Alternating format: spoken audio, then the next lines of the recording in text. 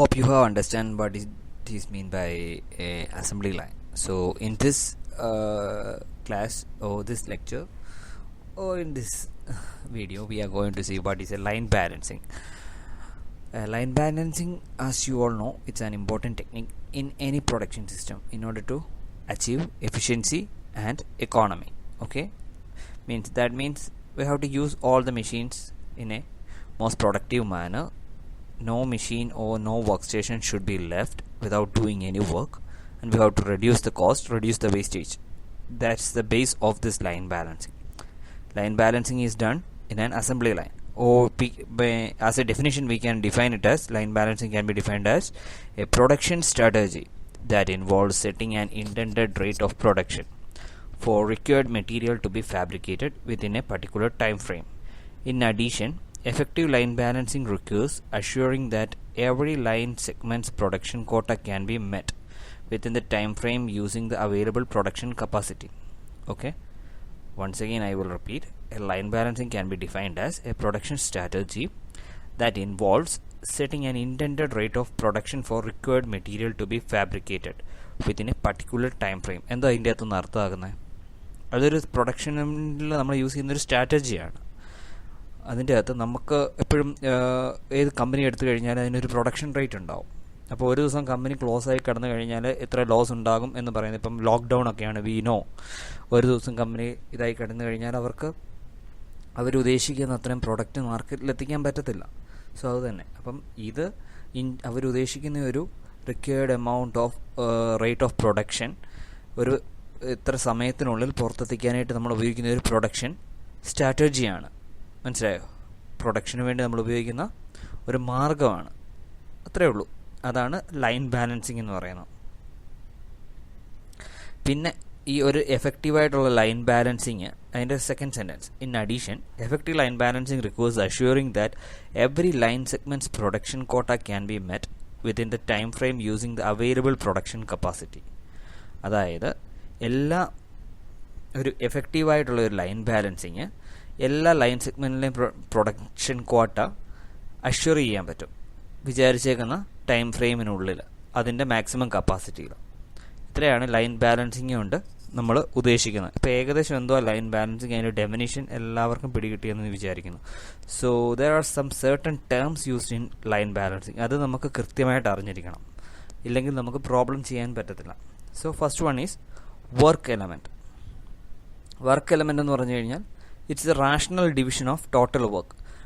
മുഴുവനായിട്ടുള്ള ആ വർക്കിനെ നമ്മൾ ഓരോരോ ഭാഗങ്ങളായിട്ട് നമ്മളതിനെ ഡിവൈഡ് ചെയ്യും. അപ്പോൾ അതിൻ്റെ ആ ഒരു റാഷണൽ ഡിവിഷനെയാണ് നമ്മൾ വർക്ക് എലമെൻ്റ് എന്ന് പറയുന്നത്. ഓക്കെ, അതായത് ഇപ്പോൾ ഒരു കാർ എടുക്കുവാണെങ്കിൽ ഫൈനൽ പ്രൊഡക്റ്റിന് മുമ്പ് പലതരം വർക്കുകൾ ചെയ്യണം. അപ്പോൾ അതിനെ നമ്മൾ ഓരോ വർക്കിനെ ഓരോന്നായിട്ടേ നമുക്ക് കാണാൻ പറ്റുള്ളൂ അസംബ്ലിയിൽ ചെയ്യുന്നതിന് മുമ്പ്. സോ ആ റാഷണലി ആയിട്ട് തന്നെ ഡിവൈഡ് ചെയ്യുന്ന ആ ഇതിനെയാണ് നമ്മൾ വർക്ക് എലമെൻറ്റ് എന്ന് പറയുന്നത്. ഇനി അടുത്ത ടോട്ടൽ വർക്ക് കണ്ടന്റ്. വാക്ക് പറയുന്ന പോലെ തന്നെ എന്തുവാ total work content? Total work content is aggregate amount of total work. നമ്മൾ ചെയ്യുന്ന മുഴുവൻ വർക്കിനെ അഗ്രിഗേറ്റ് ആയിട്ടുള്ള ആ ഇതിനെയാണ് ടോട്ടൽ വർക്ക് എന്ന് പറയുന്നത്. നമ്മൾ ഏതൊക്കെ വർക്ക് ചെയ്തോ ആ ഇതിനെ എല്ലാത്തിനെയും കൂടാണ് നമ്മൾ ടോട്ടൽ വർക്ക് എന്ന് പറയുന്നത്, അല്ലെങ്കിൽ ടോട്ടൽ വർക്ക് കണ്ടന്റ് എന്ന് പറയുന്നത്.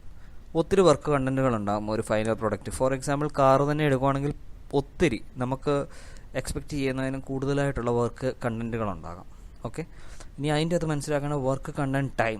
ഓരോ ഇതിനും ഓരോ ടൈം എടുക്കും. ഇപ്പം കാറ് കൊണ്ടുവന്നു, അതിൻ്റെ അകത്ത് എൻജിൻ വെച്ചു, അടുത്ത എൻജിൻ മീൻസ് ആദ്യം അതിൻ്റെ ബോഡി എല്ലാം കൂടെ അസംബിൾ ചെയ്ത് വെൽഡ് ചെയ്തെടുക്കണം.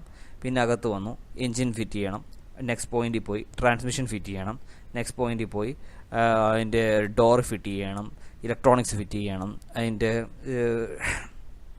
സീറ്റ് ഫിറ്റ് ചെയ്യണം.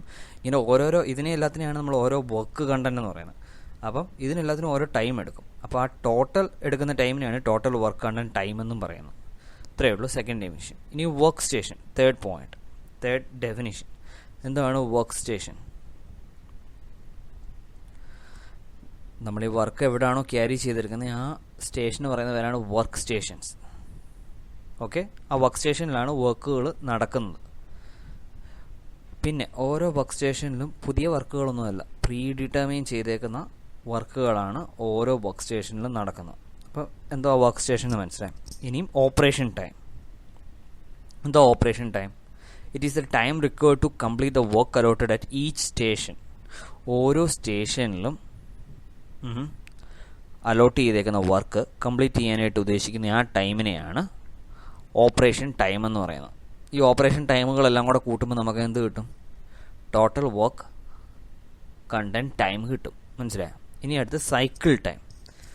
സൈക്കിൾ ടൈം എന്ന് പറഞ്ഞു കഴിഞ്ഞാൽ എന്തുവാ? Time available at each station to perform the work is known as cycle time. ഒരു സ്റ്റേഷനിൽ നമ്മളിപ്പോൾ ഓപ്പറേഷൻ ടൈം പറഞ്ഞു, അത് ആ വർക്ക് ചെയ്യാൻ വേണ്ടി മാത്രം ഉപയോഗിക്കുന്ന ടൈമാണ്. സൈക്കിൾ ടൈം എന്ന് പറഞ്ഞു കഴിഞ്ഞാൽ ആ സ്റ്റേഷനിൽ എത്രത്തോളം സമയം ഒരു ആ പ്രൊഡക്റ്റ് ഇരിക്കുന്നോ ആ ടോട്ടൽ ടൈമിനെയാണ് നമ്മൾ സൈക്കിൾ ടൈം എന്ന് പറയുന്നത്. അപ്പോൾ സൈക്കിൾ ടൈമിൻ്റെ എത്രയും കാണും? അത് വർക്ക് ചെയ്യാനുള്ള ആ ടൈമും ഉണ്ട്, പിന്നെ ഐഡൽ ടൈമും ഉണ്ട്, അതായത് വർക്ക് സ്റ്റേഷൻ ഉപയോഗിക്കാത്ത ടൈം. ഇത് രണ്ടും കൂടെ കൂടുന്ന ടൈമിനെയാണ് നമ്മൾ എന്തെന്ന് പറയുന്നത്? സൈക്കിൾ ടൈം എന്ന് പറയുന്നത്. ഒന്നുകൂടെ നിങ്ങൾ ആ ഡെഫിനിഷൻസ് എല്ലാം നോക്കുക. കാരണം ഇത് വെച്ച് നമ്മൾ ചെറിയ പ്രോബ്ലംസ് ചെയ്യും. പ്രോബ്ലംസ് ചെയ്തതിന് ശേഷമേ നമുക്ക് അടുത്ത ഭാഗത്തോട്ട് നമുക്ക് പോകാൻ പറ്റുള്ളൂ. വർക്ക് എലമെൻറ്റ്, ടോട്ടലായിട്ടുള്ള വർക്കിനെ നമ്മൾ ഡിവൈഡ് ചെയ്യുമ്പോൾ നമുക്ക് കിട്ടുന്ന ഒരു റാഷണലായിട്ടുള്ള സിംഗിൾ വർക്കിനെയാണ് വർക്ക് എലമെൻ്റ് എന്ന് പറയുന്നത്. അപ്പോൾ പല വർക്ക് എലമെൻറ്റുകൾ കൂടുമ്പോഴാണ് ടോട്ടൽ ഫൈനൽ വർക്ക് കണ്ടൻറ്റ് കിട്ടുന്നത്. അപ്പോൾ ടോട്ടൽ വർക്ക് കണ്ടൻറ്റ് എല്ലാ വർക്കുകളുടെയും കൂടെ ആ സമ്മനായിട്ടുണ്ടാകുന്ന ആ വർക്കിനെയാണ് നമ്മൾ വർക്ക് അല്ലെ ടോട്ടൽ വർക്ക് കണ്ടൻറ്റ് എന്ന് പറയുന്നത്. ഈ വർക്ക് സ്റ്റേഷൻ, ഈ വർക്ക് നടക്കുന്ന ഒരു സ്ഥലമുണ്ട്, അല്ലെ ഒരു മെഷീനുണ്ട്, അല്ലെ ഗ്രൂപ്പ് ഓഫ് മെഷീൻസും ഒരു ആൾക്കാരും കാണും. അതിനെയാണ് വർക്ക് സ്റ്റേഷൻ എന്ന് പറയുന്നത്. ഈ ഓപ്പറേഷൻ ടൈം ആ ഒരു പർട്ടിക്കുലറായിട്ടുള്ള വർക്ക് എലമെൻറ്റ് നടത്താനായിട്ട്, ആ വർക്ക് നടത്താനായിട്ട് നമ്മൾ എവിടെ വരേണ്ടത്? വർക്ക് സ്റ്റേഷനിൽ വരണം. അവിടെ വെച്ച് ആ കംപ്ലീറ്റ് ഓപ്പറേഷൻ, മാനുഫാക്ചറിങ് ഓപ്പറേഷൻ നടത്താനായിട്ട് എടുക്കുന്ന ആ ടൈമിനെയാണ് ഓപ്പറേഷൻ ടൈം എന്ന് പറയുന്നത്. ഇനി നെക്സ്റ്റ് വൺ സൈക്കിൾ ടൈം.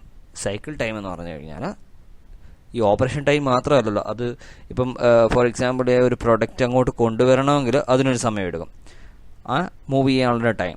എന്നിട്ട് അടുത്ത സ്ഥലം അത് കംപ്ലീറ്റ് ചെയ്യാനായിട്ട് ഉള്ള ടൈമാണ് ഓപ്പറേഷൻ ടൈം എന്ന് പറയുന്നത്. പിന്നെയും കുറച്ചുകൂടെ സമയം എടുക്കും അത് ആ സ്റ്റേഷനിൽ നിന്ന് വേറൊരു സ്റ്റേഷനോട്ട് പോകാനായിട്ട്. അപ്പം ഈ ടോട്ടൽ ടൈമിൽ ഈ മെഷീൻ അല്ലെങ്കിൽ വർക്ക് സ്റ്റേഷൻ വർക്ക് ചെയ്യാതിരിക്കുകയാണ്. ആ ടൈമിനും കൂടെ ആ ടൈമിനെ നമ്മൾ ഐഡൽ ടൈം എന്ന് പറയും. ഐഡലായിട്ടിരിക്കുക വർക്ക് സ്റ്റേഷൻ, അത് അതിൻ്റെ ഉപയോഗിക്കാവുന്ന സമയമാണ്.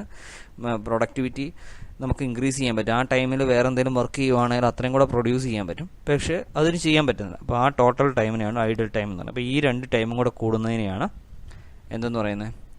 സൈക്കിൾ ടൈം എന്ന് പറയുന്നത്. ഓക്കെ, ഇപ്പം ജനറലായിട്ടുള്ള ലൈൻ ബാലൻസിങ്ങിൻ്റെ ടേമുകൾ മനസ്സിലായെന്ന് തോന്നുന്നു. ഇനി നമുക്ക് കാണേണ്ടത് ലൈൻ ബാലൻസിങ് മെത്തേഡ്സ് ആണ്. ഈ മെത്തേഡുകൾ ഉപയോഗിച്ചാലേ നമുക്ക് ലൈൻ ബാലൻസിങ് കാണാൻ പറ്റും. ഇതിൻ്റെ ഏതെങ്കിലും ഒരു മെത്തേഡ് ഉപയോഗിച്ചാണ് we are going to solve the line balancing problem.